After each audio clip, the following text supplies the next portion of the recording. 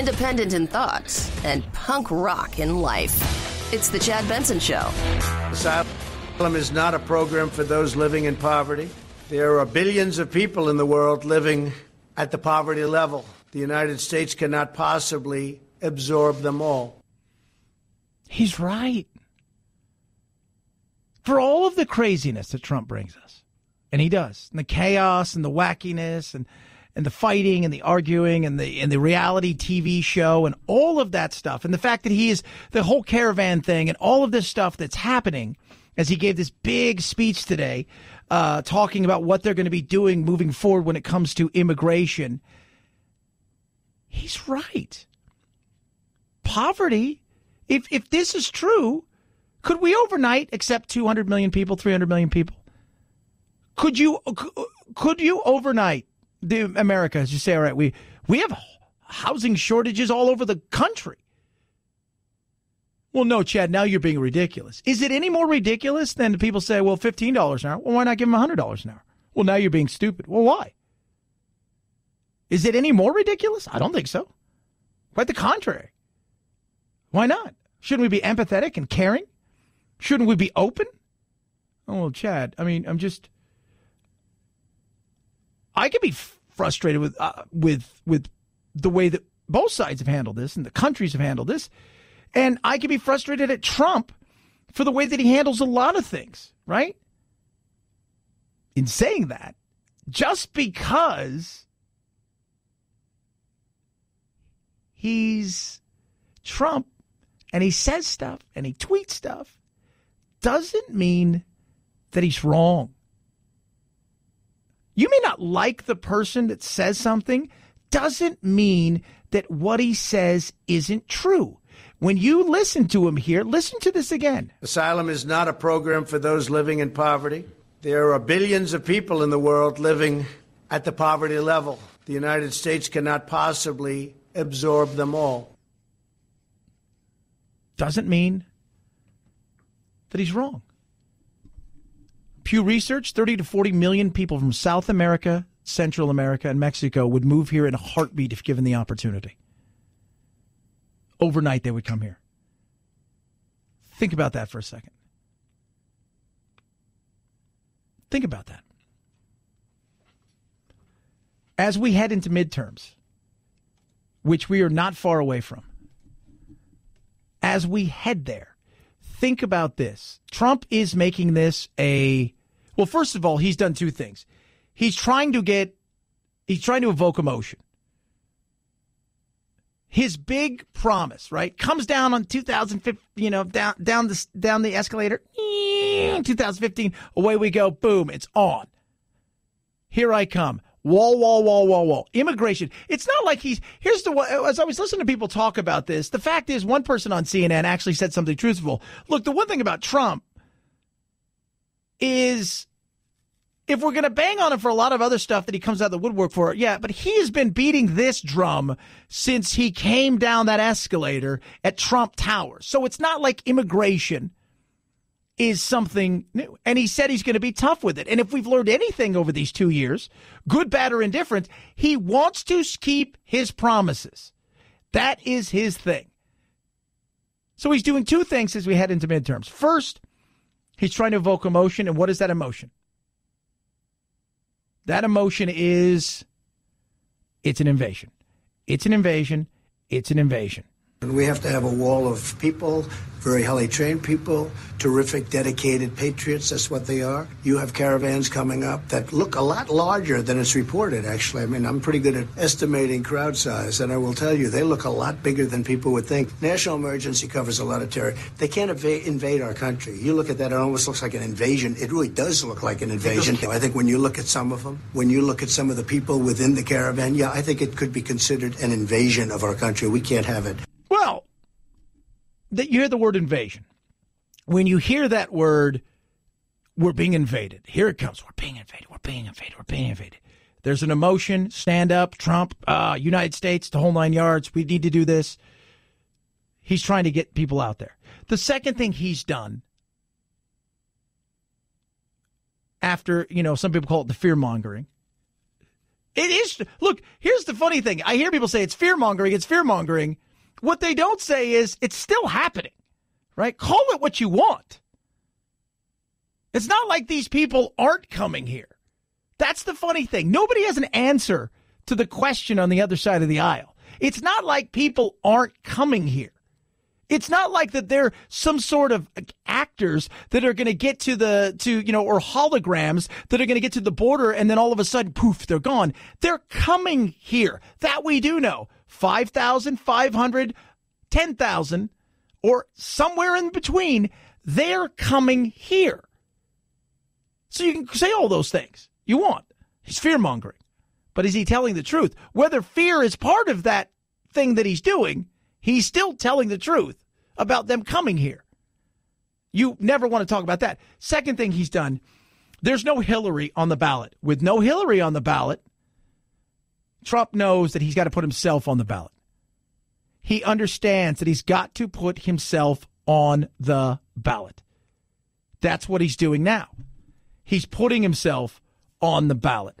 Does it mean that that's going to help him? I don't know. I think at some point in time, he's starting to realize that he's looking at the numbers, and there's you guys are smart enough to know. You listen to the Chad Benson Show for whatever reason. You like the Dog and Pony Show we do here. You look at not only the polling data, and you look at what? You look at the ballots, mailed back, mailed out, boom. Places like Arizona, where polls have kind of a dead heat. Some polls have McSally up. Some polls have Sinema up. And it's a big battle to see who's going to take Flake's seat. But when you go look at the ballots mailed back and 75% of Arizona has already voted, you look at what? Oh, wow, the Republicans have mailed back a lot. And a good majority of those people are probably still going to vote Republican. So it's not like half of them are changing. So that goes to say that chances are that maybe those poll numbers aren't as correct. And if she won by 5 or 7 points,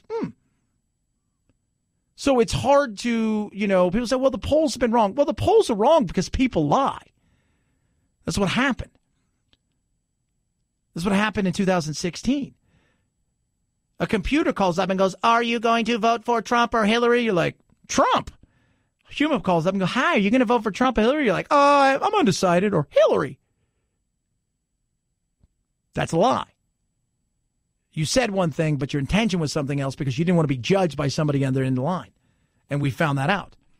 But Trump, I think, knows he's got to put himself on the ballot because there's nobody to vote against.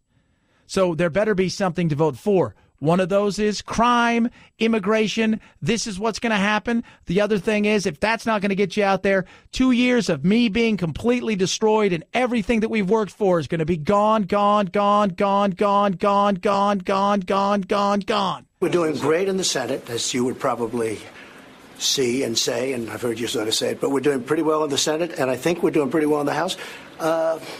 You know what I'll say? It's going to be an interesting evening. Yeah, it is. It is. It's going to be a very interesting evening. It is.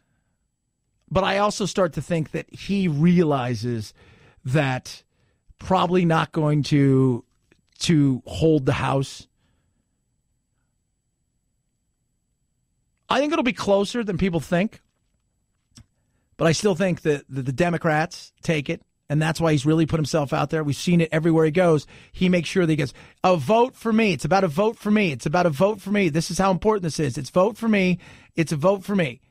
Because he wants everybody to understand what the potential is. Because he knows that 2 years of investigation after investigation, 2 years of subpoena after subpoena, maybe an impeachment, knowing full well they're not. Even if they try to impeach him, where do they hear they impeach him? They start the process. It goes to the Senate. The Senate's theirs. He's not. I don't think he's worried about any of that stuff unless something crazy came out. But he knows that he's got to do something to get the base excited and to get people out there who voted. And we normally like to check power, and they have all the power. And it's, if you go back and you look at time, what have we always done? We've checked that power for the most part. Democrats want to erase our prosperity and reverse our progress. In less than 1 week, Americans will go to the polls in one of the most important elections of our entire lives. Although I will say, not as important as 2016. I'd like to say, but not really. The dude loves. He reminds me, if you guys remember, Terrell Owens was a football player who went into the Hall of Fame this year. Instead of going to the Hall of Fame, he went to his college and gave a speech. But he's an interesting character. But one of the great lines he said is, "I love me some me." I think it was him who said that. Trump loves him some him. Even in a situation where he's facing potential loss of the House and knowing what's coming, he's got to throw in it. It's important, but come on. 2016, what? Most important ever. When he's out here at Mesa for McSally.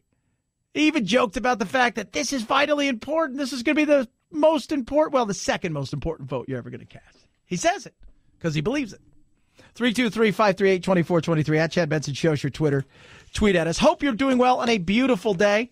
A lot of stuff to get to today. More on Van Jones, right? Then you got another controversy at NBC. The questions I think can be fairly asked about some of these things. Whitey Bulger no longer with us. I think we're starting to realize that this was a hit. And are the feds involved in that hit? And how much money are you worth, and where would that put you in the scale globally of wealth? 323-538-2423 at Chad Benson Show is your tweet here. My goodness me. Open enrollment is here for Medicare. Now, you're asking yourself, oh, yeah, what do I do? It's vitally important. Tricky, right? Huge decision. I'll tell you what you do. You go to amac.us/Chad. You sign up for free. No credit card required. They're working with Senior Resource Network. They're going to help you get a dedicated agent that is going to walk you through everything step by step. And maybe you're not in a position as far as needing it, but maybe your parents are. It's a perfect thing to do. And the benefits you get with AMAC are incredible. Retail, restaurant, hotel discounts. How about this? 40% off movie tickets, up to 40% off theme parks. So many things. So incredible. They really are an organization that is the complete opposite of ARP. Complete opposite. They're the conservative alternative that has your best interest in the way that you think things should be going in this country, plus all the benefits and then some. And did I mention it was free? Free means free. No credit card, no tricks, no cost, nothing to you. It's a one-year membership, free.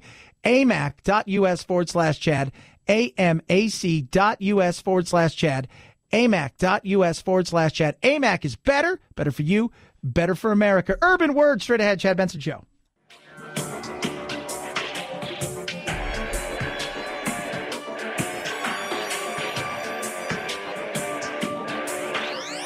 Warning, no snowflake zone.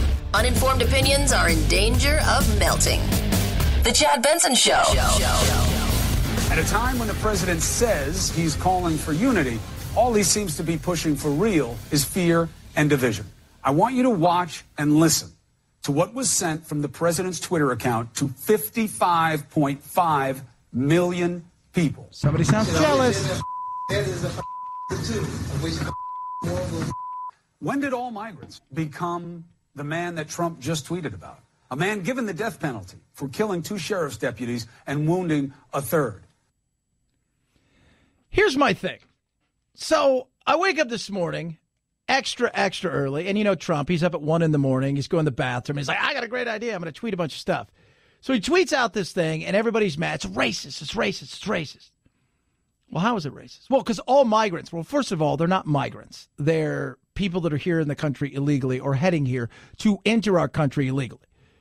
Undocumented citizens is what I'm being told some people are calling them now, which doesn't work. That's like being a short, tall guy. That's not really real.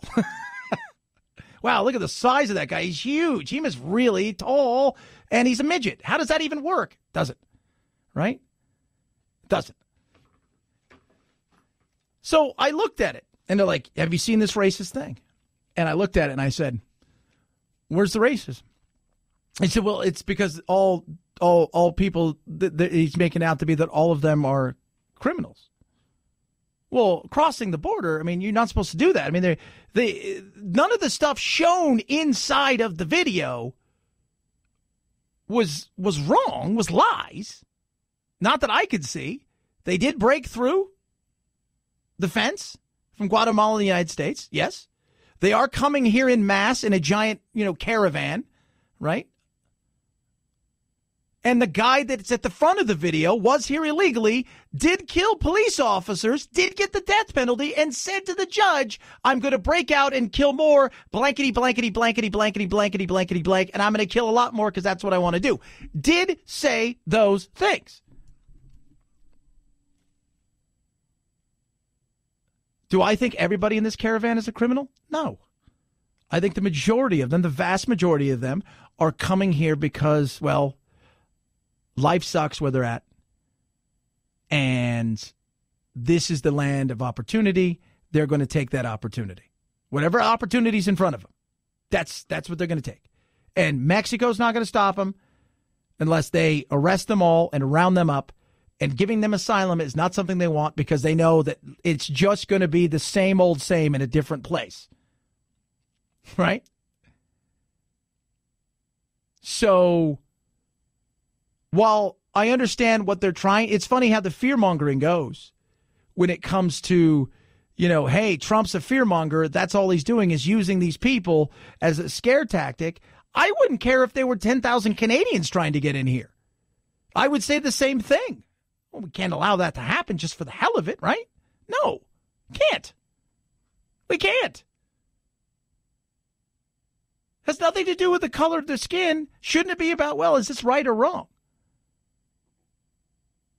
But he'll be a racist again. And what they don't understand is they play straight into the game that he's playing, and he's playing chess, and they're playing checkers. 323-538-2423 at Chad Benson Show is your Twitter. You can tweet at us. Love hearing from you. A lot of stuff still to get to. Great piece of stuff with Adam Carolla that is really enjoyable. We'll talk about that. The guy from Breitbart, not just the guy, Matthew Boyle, political editor, is going to join us straight ahead. It is the Chad Benson Show.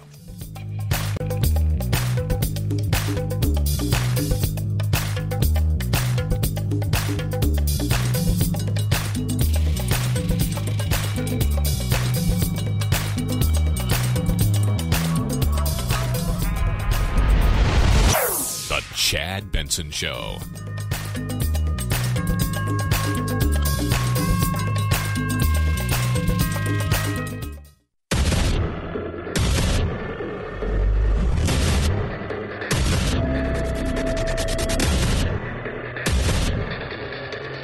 Independent in thoughts and punk rock in life. It's the Chad Benson Show.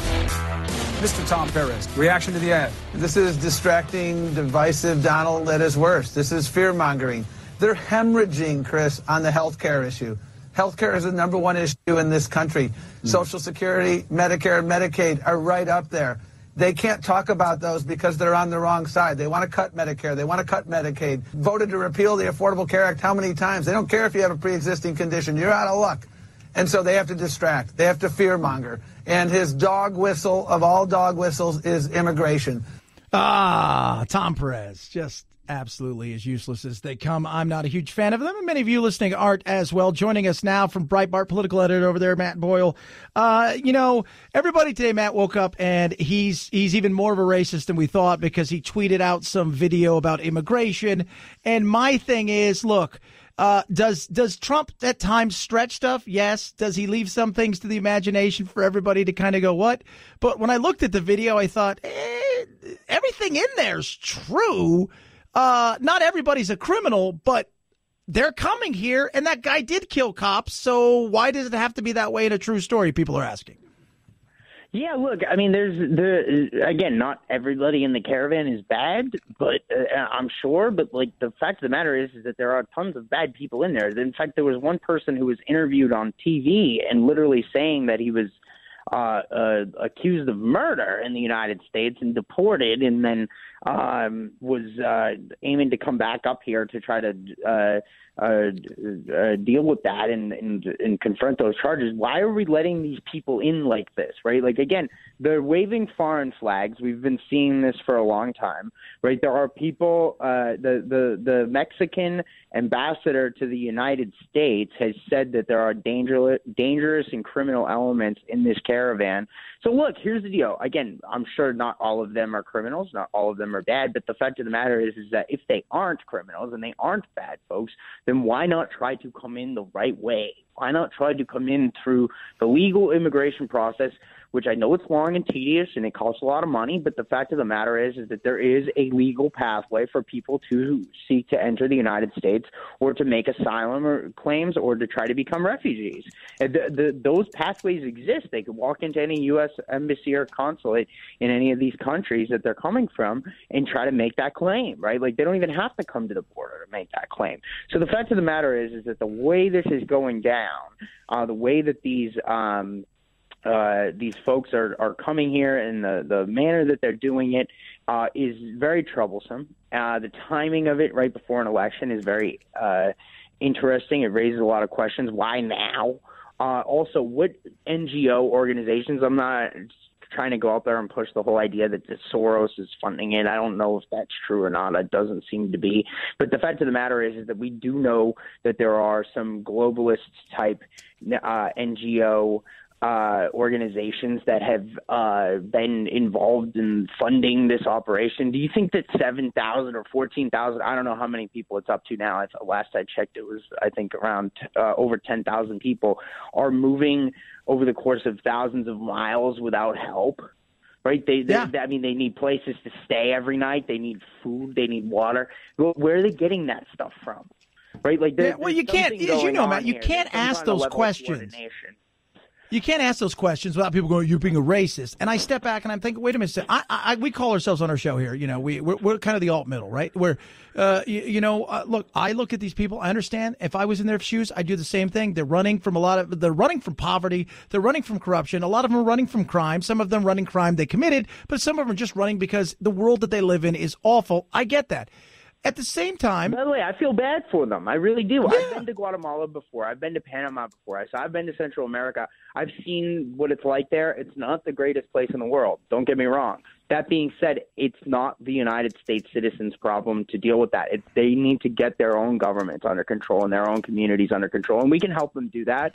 But the fact of the matter is that they can't just pour themselves on our border illegally.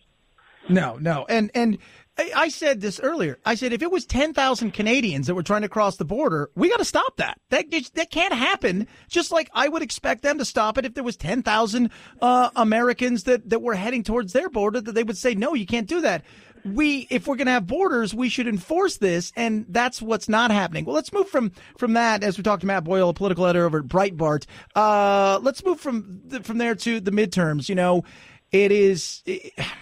It's touch and go. The Senate, I'm not worried about if I'm Trump, but the House, there's a little bit more worry there. Polls are coming back. The energy seems to be back again with the Democrats. If I'm him, I'm looking and going, well, I better shore up the Senate, because that way, if they try impeachment, they're not going to get it. Yeah, okay, so starting with the Senate, the way I kind of have it broken down is there are 4 different tiers of Senate races. So the first tier is 4 different races where these are Republican seats, and if Republicans hold those, then they hold the majority. No questions asked. They've got 51 seats in the Senate right now. If they hold these 4 seats, then they're okay. And then anything else that they add to that when they're picking up from Democrat territory is addition to their current majority. So in the Senate, you've got the 4 seats that they need to hold are Arizona, Texas, Nevada, and Tennessee. All 4 of those states do seem to be, with the exception of potentially Arizona, where we've seen polls kind of all over the place over the past week, all 4 of those states do seem to be heading in the direction of staying in GOP hands. And I do think that Martha McSally will end up winning in Arizona in the end over Kirsten Sinema, who's really all of her comments bashing Arizonans and things that have been coming out are not playing well for her in the state. The next tier. So if Republicans hold those, they've got 51. The next tier is you've got races where Republicans have taken the lead in North Dakota, Missouri and Indiana. President Trump is in Missouri tonight. He's doing a rally. It starts in about an hour. We're going to see him appear with Josh Hawley. He's the Republican nominee there. All three of those states are looking really solid for Republicans, and if they get those, so tiers 1 and 2, that's 54 seats in the Senate. Tier 3, I would put in as states that are polling within the margin of error, where Republicans are on the verge of breaking out and likely to beat the Democrat. And those states are Florida and Montana. So if Republicans take tiers 1, 2, and 3, they're at 56 seats in the U.S. Senate. That is night and day compared to where things are right now with 51 seats in the U.S. Senate. Then tier 4, I would put in any other state where Republicans have an opportunity for a win. Those are places like West Virginia, like Ohio, potentially Pennsylvania, Michigan, Wisconsin. There's a possibility in New Jersey. There's a possibility in Minnesota. So any of those types of states that are Republicans have the opportunity for a pickup, anything, and if they take tiers 1, 2, 3, and then anything from tier 4, that's just gravy compared to where things are for Republicans. The House is a little bit closer. On the House side, we've seen the momentum swing back and forth one way or the other. We are seeing early vote numbers come in. NBC News had a report today that Republicans are leading 43% to 41% in early voting over Democrats. The fact of the matter is, the question is what's going to happen in each one of these districts. This is not a national election. So the fact of the matter is that the national popular vote does not determine which party wins control in Congress in either the House or the Senate. The House races are 435 individual congressional races. There are about 100 of them that are competitive, and it's really even closer than that. There might even be down to 10 to 20 races that really determine the direction of where the House majority is going to go. So the question is are the Democrats turning out in these districts? Are the Republicans turning out in these districts? We don't know the answer to that yet. We have different polls, and some of them, some districts have been polled more than others, so we only have a bit of a partial picture. The question is what is the national energy like? And so again, what we're seeing is as this focus is shifting back to these things like issues like immigration, like trade deals, like the economy, Republicans do very well when the issues are focused on a national way. When it's a referendum on President Trump's administration. What the Democrats intend to do if they do take the House majority is they intend to impeach the president, and they're going to use their investigatory powers, and they've already been talking about this over and over and over again, that they're going to fly subpoenas into every corner of this administration to try to tear it down and stop its progress. So if the people understand that, then and that is what the debate of this election is about. And we saw the way the Democrats behaved during the whole Brett Kavanaugh hearings, right? Over his hearings over confirmation for the Supreme Court. So if the election is about those things and also these issues that we're now seeing come back to the forefront, and President Trump continues to be front and center as he's going to be through Election Day with all these rallies, then Republicans have a fighting chance to hold the House. It's going to be interesting, and that is for sure as this moves forward. Let's just snapshot. Give us, quick. We've got a couple minutes here. Trump wakes up on Wednesday, looks out there, sees the House now in their hands. What's his life like for the next 2 years? And conversely, the Democrats wake up, and Matt, all of a sudden, they realize that Trump has won again and the Republicans won again. What's their life for the next 2 years? So if the Democrats take the House, then we're going to see investigations nonstop nearly every day. There will be another hearing. There'll be subpoenas flying in every direction. They'll be digging into every single email that they can get their hands on. They're going to be forcing people to testify throughout the administration. The Democrats are going to use every bit of power that they get if they do get control of the House of Representatives. If they don't get control of the House of Representatives, what we've seen over the course of the first 2 years of this administration is this element of the left rising inside their party that's really a socialist wing of the Democrat Party, which is the resistance to President Trump. That resistance's pathway forward does not exist if Republicans hold the House of Representatives. The Democrats are going to the resistance will have to surrender. The Democrats will have to change their ways moving forward. They'll have to finally accept the results of the 2016 election. So the reason why we've seen this brinksmanship, if you will, the last 2 years in Washington since President Trump was sworn in is because so many different people on the left, the media, the Democrat Party, the globalist institutions, and so on and so forth, they were so shocked that President Trump won. They were so certain that Hillary Clinton was going to win. Even some of the Never Trump Republicans were so certain that Hillary Clinton was going to win that they were so shocked when Trump actually did pull it off and win. And they've never really accepted the results of that election. And it's a shame because Trump never really got when a president is elected, they usually have for the first couple of years of their presidency what's called a mandate, right? Like they're able to govern with authority. They're able to do things that are big, bold. And Trump's done big and bold things, don't get me wrong, but he's been going against the grain of the political winds of Washington. All the institutions here in D.C. have done everything they can to grind down any progress that his administration's making. So that's what makes it even more remarkable, all the things that he has accomplished. But the point is that if Republicans do hold the majority, it will reaffirm, it will give Trump that mandate he never had, right? He's going to be able to go forward and do things that are even bigger and bolder than he's done the first 2 years. So it's kind of an inverse the way a first term of a president usually goes.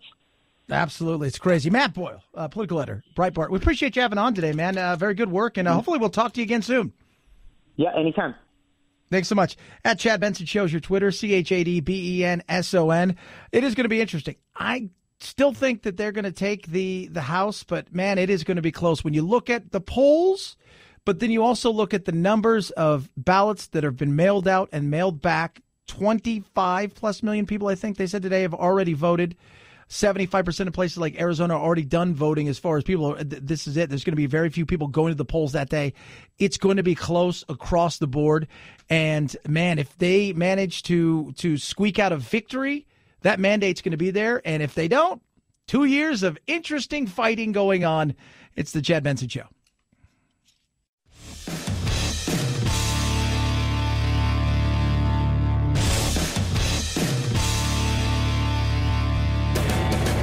Experiencing separation anxiety? That's dumb. Check out Chad 24/7 at his website, ChadBensonShow.com, and on iTunes, free.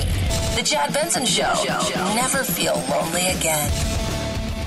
Just in time for Halloween and Dia de los Muertos, Forbes is out with its list of top-earning dead celebs, and Michael Jackson tops the list for a 6th year in a row.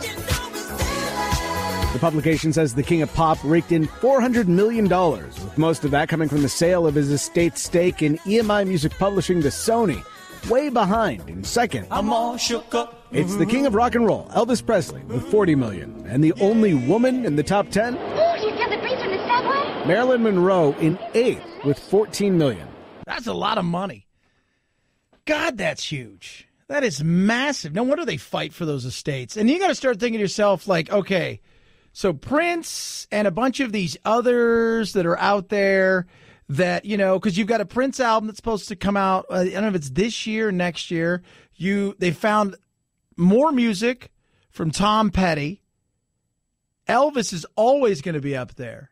Think about how much money Elvis's estate makes every year. And it's just boom, boom. 100 years from now, his great, great, great, great, great, great grandkids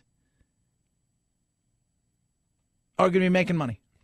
Never met him, didn't know about him, didn't even know any of the people that ever met him. And they're going to be, God, that's the luck of the draw right there, kids. That right there, kids, is the luck of the draw. Right there. It was interesting to see what Matt Boyle had to say about from Breitbart. If you didn't listen, you can podcast the show. Go to thechadshow.com, grab it there, or where good podcasts are available. Just interesting to see.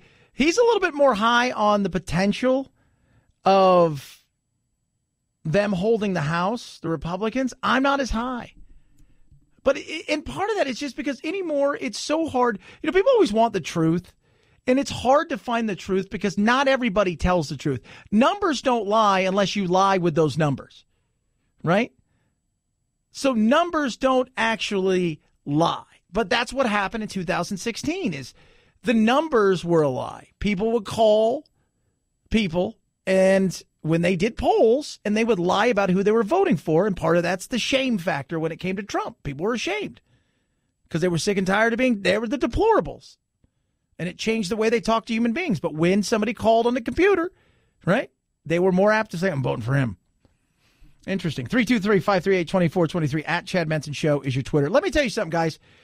I'm working with this company called ExpressVPN. So if you don't know what it is, all right, it is a VPN.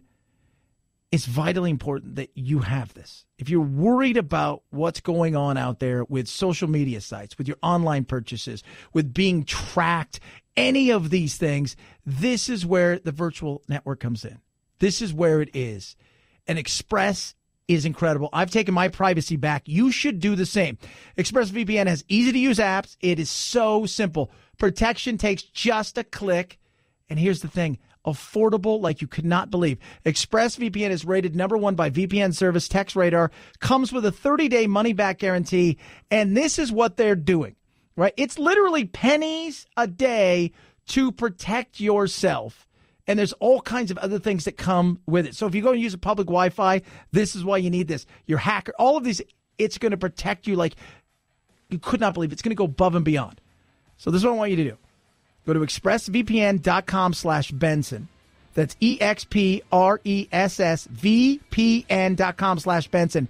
You're going to get 3 months free with a year package. ExpressVPN/Benson. It is inexpensive. It is amazing. And it will protect you like you could not believe. ExpressVPN.com/Benson. At Chad Benson Show's your Twitter. ChadBenson. It's the Chad Benson Show.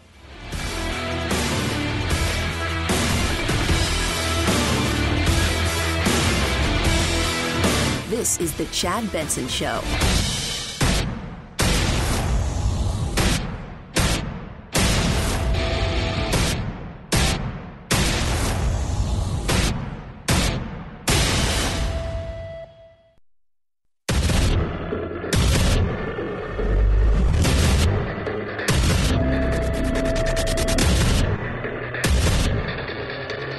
Independent in thoughts and punk rock in life. It's the Chad Benson Show. Because obviously we're all caught up in this sort of daily Trump fest. I mean, every single newspaper, every radio station, every bit of social media. You got to make money too. Well, it's dissecting. You got bills to pay, man. You got electric bills. You got food. You know, this guy he's giving you all cash. The cash flow in the Trump era for these TV stations. That right there was Jon Stewart with Christiana Amanpour, one of the great names in all of news, and it's just fun to say. They sat down and talked. Man, he was straightforward and honest. See, he gets it. He gets it. He understands. Let me tell you what Trump is. Trump is a lot of things. He is part Barnum and Bailey. He's part Don King. He likes to get out there, and he likes to have fun. I've said this over and over again, and it's the first time I've heard it, is somebody talk about it, and Peter Baker will touch on that. But Trump he likes to fight. He's not a boxer. A boxer, they call it the sweet science, right? Like Floyd Mayweather is the greatest maybe boxer of all time. Is he the greatest fighter? That's a different story. But he likes to box. He likes the science of it all. What people try to do, if you're going to try to beat somebody like that, you want to get them in a street fight. You want to get them off their game. Trump likes that. I think Trump sees himself as like everybody else in the sense that if everybody else is out there swinging away at him, he should be able to swing back at them. And that the idea that he should somehow let something fall off his back and try to set a higher tone or a different kind of example, that's not his conception of the job. He doesn't see the presidency that way. He sees it as, one more pugilist in a worldwide wrestling federation kind of tournament. Yeah. That's exactly what he is. And Trump's done something that no Republican has ever done. He's taken the fight to the Democrats, and then the media gets involved in certain aspects because he takes them on, and then they get butthurt. And they take everything personal. You know, the thing is, I don't think Trump is one of those people. He didn't take things personally. People say, oh, he's got thin skin. I beg to differ. I think he's got the thickest skin out there because I think to be in a situation like this, when you become a president of the United States, you got half the country that's not a fan of yours. Let's just, for the sake of argument, say that Hillary won by 1 electoral vote and everything was the same. Still half the country didn't vote for her. So you're going to have some thick skin. And the media, unlike other presidents, is now involved in this. And Trump is doing stuff that hasn't been done. He goes, hey, you know what? You guys want me to fight in your sandbox? Oh, yeah. The Republicans are like, I don't think so. I don't really want to fight. And then they're like, yeah, that's what we thought. Trump's like, hell, I'm coming. He kicks the sandbox over. He flips everything up and down. He gets everybody in their face. And he says, okay, you guys want to fight here? What are the rules? There are no rules. Let's do this. And not only has he done that with the Democrats, for better or worse, he's also done it with the media. The media is like a lot of other people. They don't always quite get what's going on. And they play into it. We, I think, believe that our job is to navigate the truth and to do the fact-checking and all the rest of it. So I think that's what motivates. But I think the journalists have taken it personally. Okay, they're personally wounded and offended by this man. He baits them, and they dive in. And what he's done well, I thought, is appeal to their own narcissism, to their own ego. Yeah, because they're human beings. Did you ever see that movie, It's Devil's Advocate?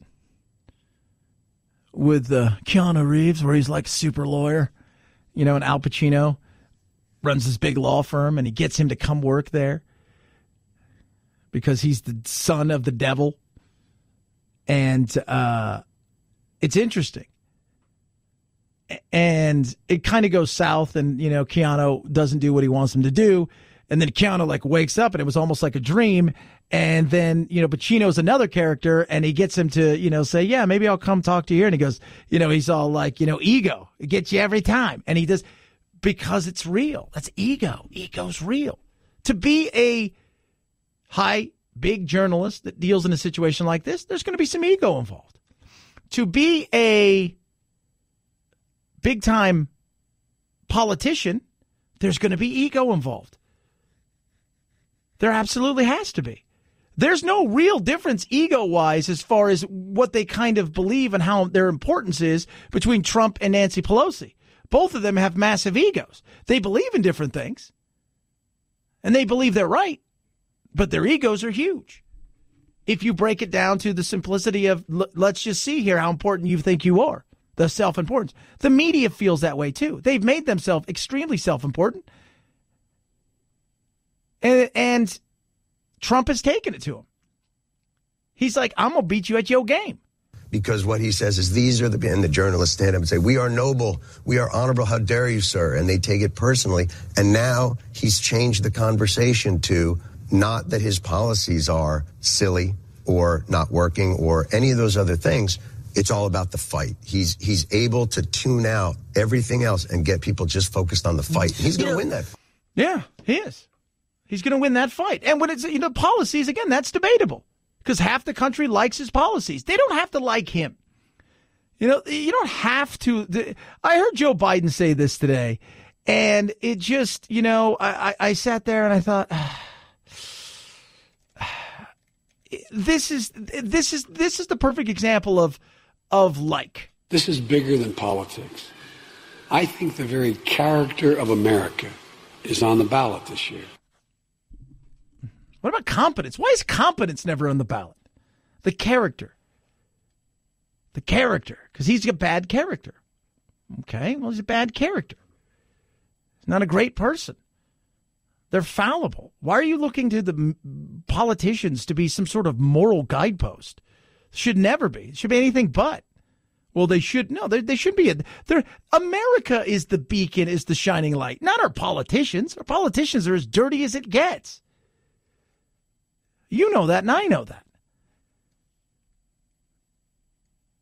But everybody's trying to be uber self-important. Look, I am of no importance. I will tell you this now. I don't care who you vote for.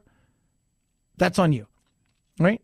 I hope we have fun here. We entertain each other. We have a good time. We talk about some serious stuff in a fun way. But I am not this overinflated ego kind of character that thinks, what I say is magical and I'm a great patriot because that's all I've run.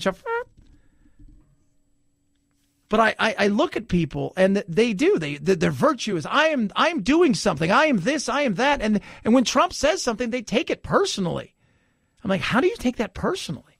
Well, partly because very rarely are they criticized, and they're getting that more and more because they've decided to jump off the sidelines and become part of the story. And then what ends up happening is as they become part of the story, criticism starts to come, and it starts with the president, and with that comes his followers, and then all of a sudden they're upset. They want to be above it all, be able to criticize it all, and they're not used to having somebody fire back, especially in the way that he does, because he starts below the belt at times. You know, even Bob Woodward said that in his book on the Trump White House that a lot of journalists are too emotional about this. But it's hard for us to be dispassionate when words from the White House are aggressive against us and raise the spectrum. But you're not, think of the communities we've been of out there color. in the field. Think of Muslims. Think of the black community. People, when journalists rise to this outrage of how dare you say this about us, think of the lives that they've been leading under this and what they've been put under. He's right. But are people really waking up every day thinking, God, my life is 1,000 times worse? I'm completely destroyed because of this, that? Saying you want to put America first and try to protect people from, hey, we're going to have a border. I'm going to try to protect our jobs. Is that evil? Is it? I mean, you're enjoying the fruits of, unemployment when you look at numbers across the board for people of color, blacks and Hispanics. You're enjoying some of the fruits of that. So that right there is another one of those things. Well, think about that for a second. Are there idiots and stupid people that feel emboldened because of things that Trump has said and they feel like somehow that they now have a mouthpiece? Yes. Has he at times maybe winked and nudged a little bit over there at some of the alt wackos? Yeah. In saying that, because I don't think that's right. I don't think it's right at all. But the media and the game that they have played and been playing in shows you what he's doing and how he's doing things. And that goes with the Democrats and that goes with the media because he is, for all intents and purposes, ready to fight whenever and wherever. And they're not quite understanding that. And he is playing chess and they are playing checkers. He's playing chess. They're playing checkers. When is meat not meat? When it's made out of vegetable protein, at least in the state of Missouri, where it's a misdemeanor to call such products that. Now a vegetarian food maker has asked a federal judge to change that. Oregon-based Tofurkey Company claims the law infringes on its constitutional free speech rights to use product labels such as veggie burgers, vegetarian ham roast, or chorizo-style sausage. It's asking for a preliminary injunction while a court settles the matter once and for all. Now, I found this funny because I don't care that they want to call themselves veggie burgers or whatever it is. Now, Phil, you have a much more open palate than I have. I have had a black bean burger, and it tastes nothing like a hamburger. Oh, it tastes nothing like a hamburger. They're okay. I don't normally prefer them, but they're fine. No. And I don't care that people try to pass these things off. I mean, wouldn't it be great if you could find something that tasted just like that would be better for you? It would be fantastic. But the reality is my friend's wife tried to pass one off on me, like a black bean burger one time, and she thought it would be funny, and I took one bite and I spit it out, and she's like, it tastes just like meat. And I looked at her and I said, have you ever tasted meat? It tastes nothing like meat. Nothing. Period. Case closed. Nothing like meat. Nothing. I've often wondered that when people say, it tastes just like meat. It tastes just like a steak. No, it doesn't. Speaking of that, Butcher Box, kids. Here's something real. Something that tastes like meat. Something that tastes better than just that regular meat you get at the store. It's called Butcher Box, and it comes to your door every month. Boom, kids. Boom. Quality matters. And this is quality like you could not believe. Grass-fed, grass-finished Chickens, organic, free range. Those breasts, double D's. Their heritage bred pork is far from the other white meat. This is what's great. They source their pork. Right? So, because people, when I talk about this, they say, oh, yeah, have you ever tried to eat a pork chop? You have to put so much applesauce and stuff on. I'm like, no. Try this. This is otherworldly. Right? Their pigs are raised to keep their fat and their flavor the way it's supposed to be. The cuts are impossible to find in stores. You're not going to get them anywhere else. Delicious, incredible, less than $6 a meal. Boom! You're not going to find that anywhere else. Right to your door. And it's inexpensive. Free shipping. So here's the deal. I want you to try this now. Go to butcherbox.com/Chad. What they're going to do is going to give you $20 off, which is massive, and free bacon for the life of your subscription. What? And bacon, as we all know, is God's gift to everybody. Butcherbox.com/Chad. That's butcherbox.com/Chad. Butcherbox.com/Chad. It's the Chad Benson Show.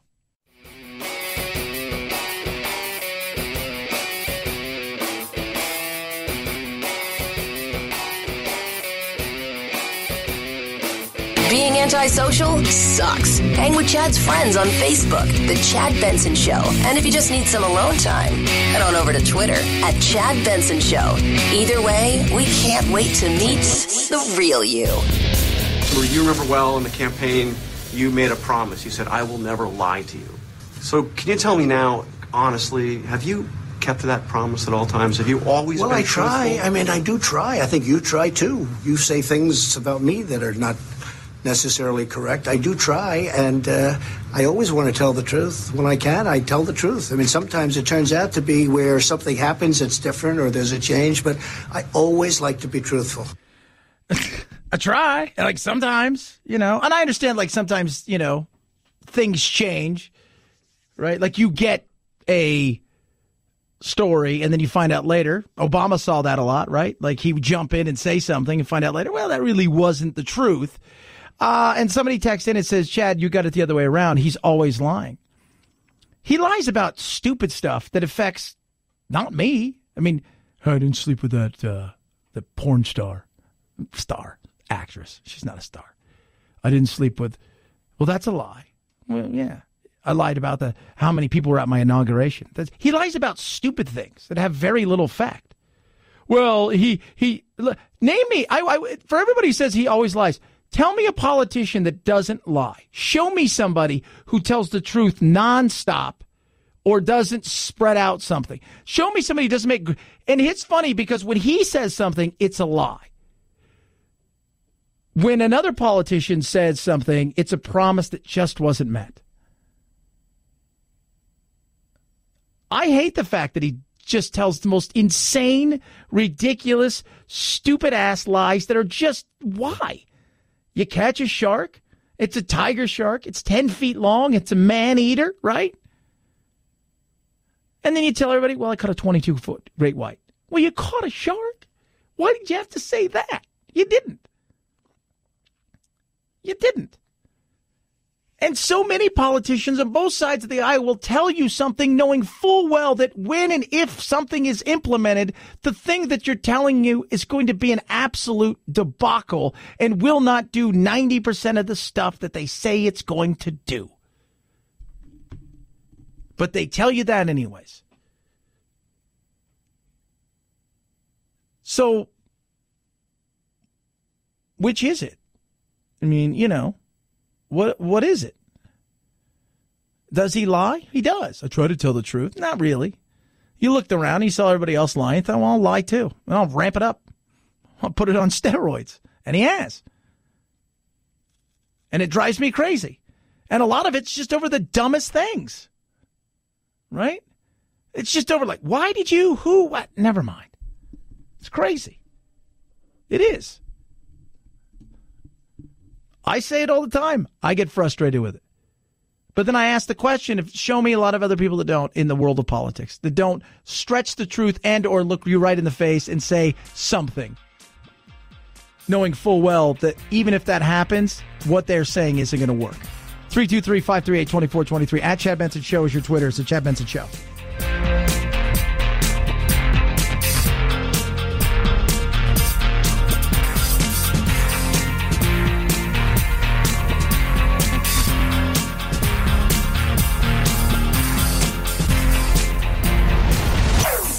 Chad Benson Show.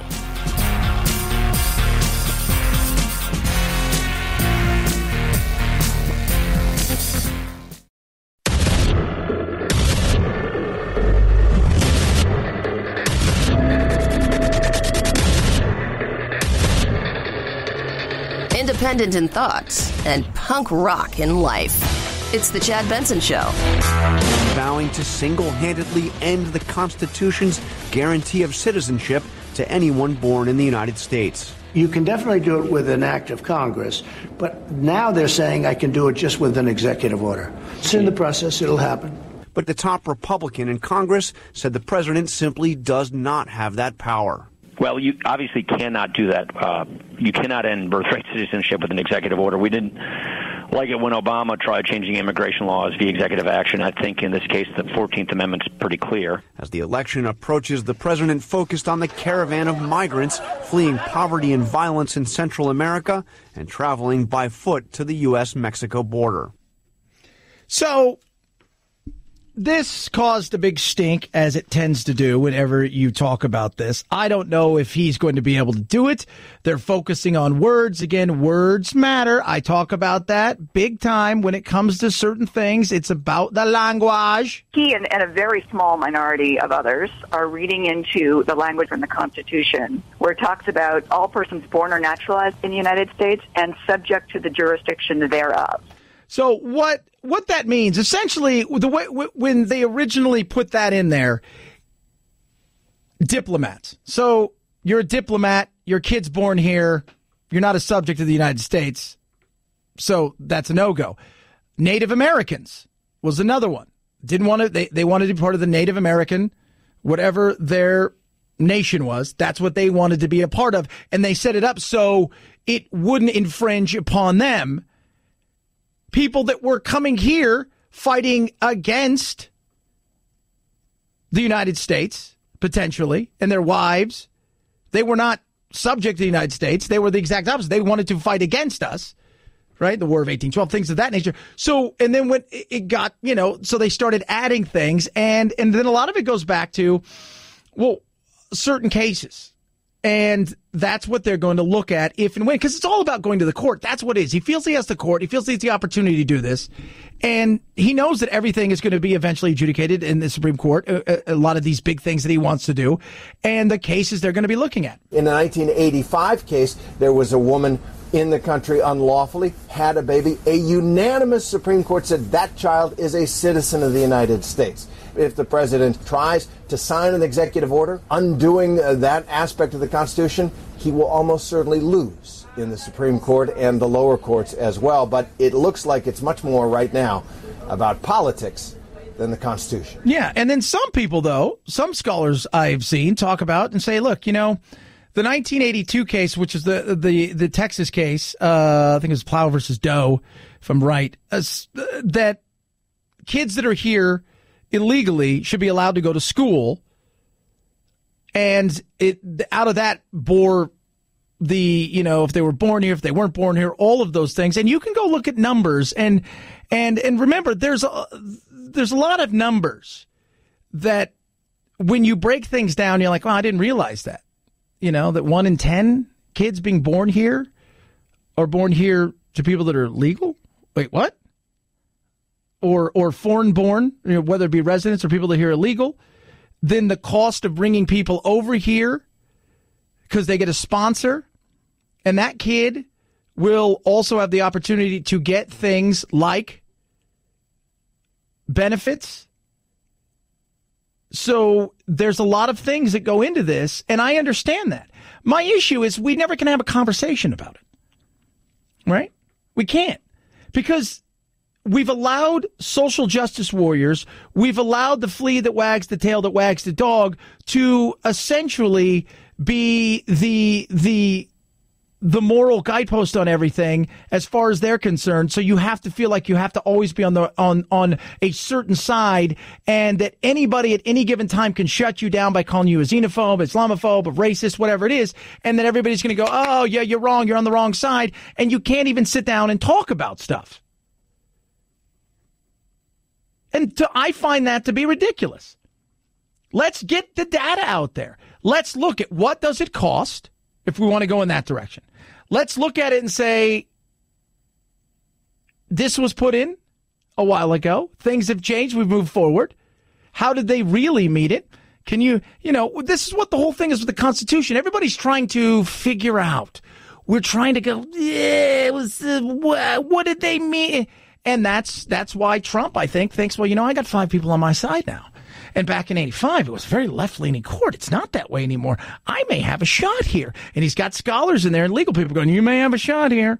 You do, because when they put this in, those words right there, right, subject to jurisdiction, they were talking about things like diplomats and things like that. So you may have a shot here. And remember, the court's on your side. And, ooh, of course. And the caravan was always going to be, in a midterm year,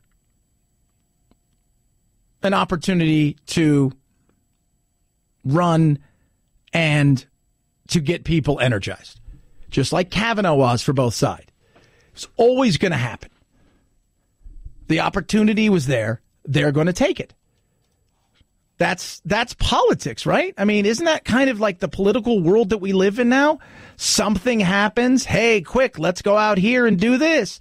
Oh, my goodness me. Something happened. Quick, somebody run over and let's jump on this and we'll rock and roll and we'll raise some money and we'll get people excited and blah, blah, blah, blah, blah. And now you've got a fight between Donald Trump and Paul Ryan. Well, you obviously cannot do that. You cannot end birthright citizenship with an executive order. We didn't like it when Obama tried changing immigration laws via executive action, and I think in this case the 14th Amendment's pretty clear. Yeah, I didn't like it, and I don't like that Trump's doing it. It's frustrating. I said yesterday, we can't. You can't say that you were pissed off at Obama, and at the same time, you can't go out there and say, "Oh, Trump's doing the right thing." Don't be a hypocrite, right? Don't be. Doesn't mean we can't have a conversation about things. And I think it's fair to have a conversation. Doesn't mean anything's going to get done. Because if we know anything about politics, nothing gets done.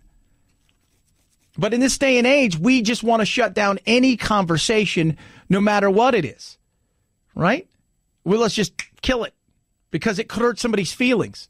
But we've got facts. Those facts are lies based on misogyny, based on patriarchy, based on racism. Those facts are all skewed based on that. So you're just like, I can't win for losing. You can't lose for winning. It doesn't matter.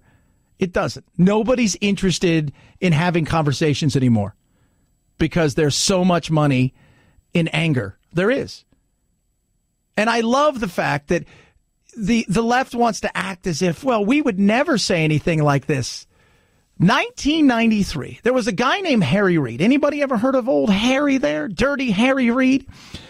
Let's hear what he has to say. Remember, he's growing and he's much kinder and gentler now. But and he's no longer a part of anything. But let's just hearken back to the days of yore. If making it easy to be an illegal alien isn't enough, how about offering a reward for being an illegal immigrant? No sane country would do that. Guess again.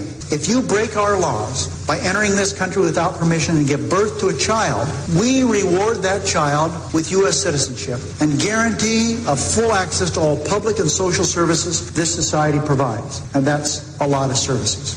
Is it any wonder that 2/3 of the babies born at taxpayer expense at county-run hospitals in Los Angeles are born to illegal alien mothers? Wow. Now, if you didn't know that was Harry Reid, you'd say that guy's the most racist person in the world. But because it's the left side of the aisle, and they'll say, well, that was 1993, 15 years later, we understand so much, we get it. We get it. Well, because they become a political force. And because they become a political force, you want to be on the right side of that. Plus, we live in a world now where social media and feelings, social justice warriors, and the moral mountain people who summit up there, their voice matters far more, and their bullying scares a lot of people.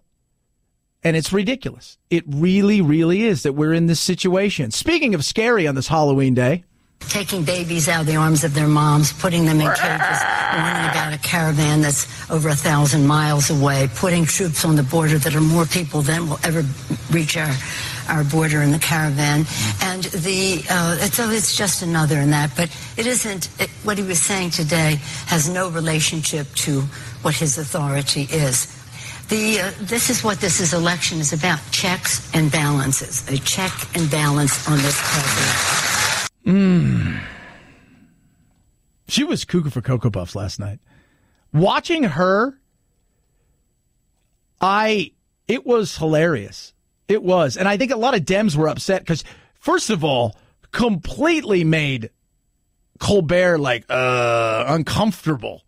I would have said if the election were held today, we would win. What happened today that changed that? What now I'm saying is we will win. We will win. Please don't say that. We will win. Please don't say that. Do you want to say that on Hillary's fireworks barge that she canceled? Please don't say that. We will win. We own the ground. We're not yielding one grain of sand. And how long are the curtains that you're measuring right now? No, we're not measuring. We're just walking precincts. And if everyone votes, we'll have even a bigger victory. But Democrats will carry the House. If we have a bigger victory, the Senate governorships, it's going to be a great night for America. Just hilarious listening to her. Just it's gonna be a great night for America, and just his uncomfortable. No, don't say that. Don't. Lowering the temperature of political discourse. Have you seen evidence of that? Well, I think when we win, you will see evidence of that. Because when we do win, we will have, as we open the new Congress, we will honor the vows of our founders. E pluribus unum, from many one. Couldn't imagine how many. I like that. Yeah. I think she's a wee bit delusional. I still think they're going to have a chance. I think they're going to take the House, but I don't think it's going to be as big as people think. I think the Senate will go to the Republicans, and that's the way I feel. I could be wrong, right? I could be wrong. I could be right, as the great Johnny Lydon, a.k.a. Johnny Rodden, PIL, Public and Gym Limit, said. It's possible that the Republicans hold it. And here's my thing. If the Republicans hold it, and you wake up on Wednesday morning and you're a Democrat, and you thought 2016 was a kick in the this right here, which you expect to win just for showing up because that's what America's always done, which is check power. What does that say? 323-538-2423 at Chad Benson Show is your Twitter. You can tweet at us. Love hearing from you. Chad Benson Show.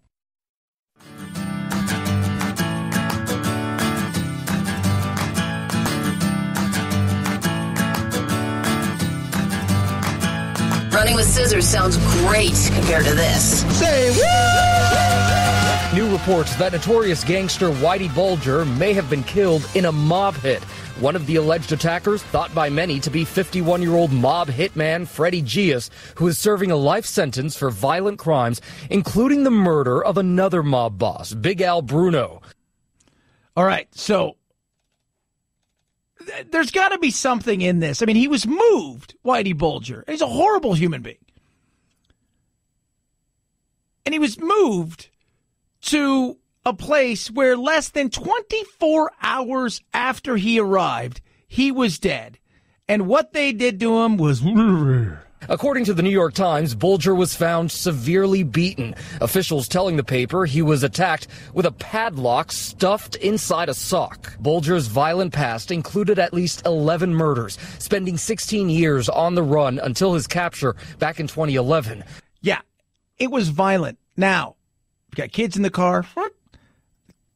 Didn't have eyes in his head, and they tried to cut out his tongue. The guy who killed him apparently didn't like rats. Didn't like rats. And this was... So, was it a hit? Oh, I think it was a hit. I'm going to go out on the limb and say, yeah. Was he doing a favor for somebody? Don't know. What I do know is you live a violent life, you play a stupid game, you're going to eventually win a stupid prize. We've just finished Halloween and we're already talking about holiday shopping. Yep. Online spending is expected to be up nearly 15% this holiday season. In-person spending up just under 3%, according to Adobe Analytics. Cyber Monday, the Monday after Thanksgiving, expected to set a new record with more than $7.5 billion in sales. That, by the way, is the best day to get discounts on things like toys. Black Friday is still the best day for electronics deals. And the most popular gift items this year, 4K TVs, retro video game consoles, and board games like Fortnite Monopoly. What? Yeah, I saw it. Now, Hallmark, and we'll get to it when they roll out their new stuff here, because I get really excited. I love those cheesy Christmas movies. Always have. That's my confession. Horror movies and those cheesy Christmas movies where, like, you know, Santa Claus, his son has to become Santa Claus because Santa Claus is retirement, and the son is like a weatherman in, you know, like San Diego, and he just got a girlfriend, and it's just, those movies are amazing.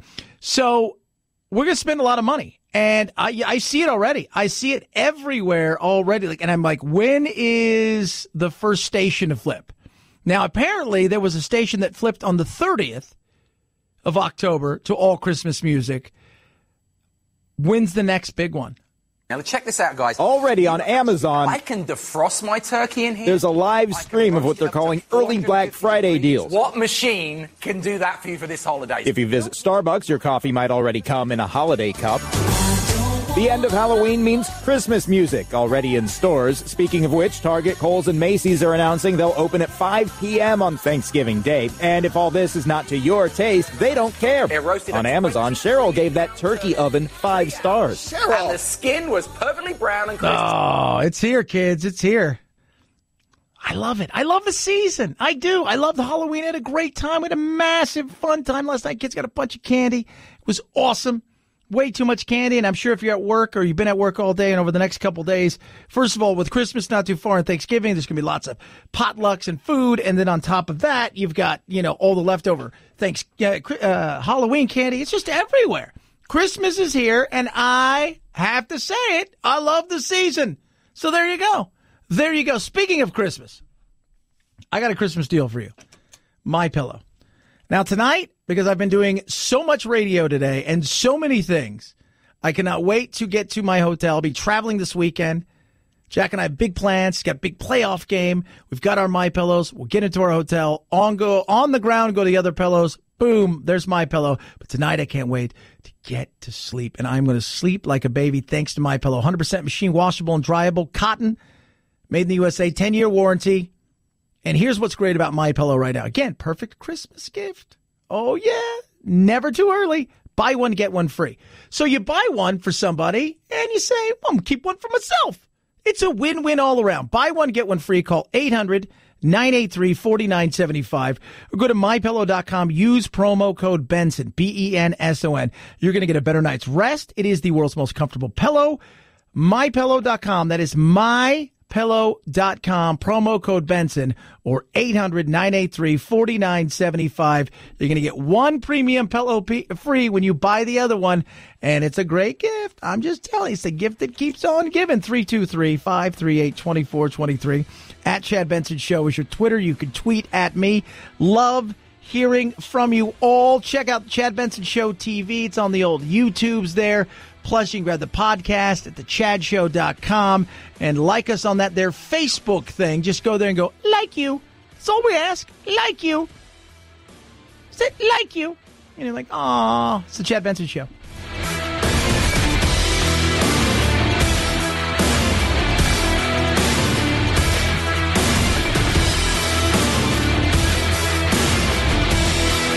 This is the Chad Benson Show.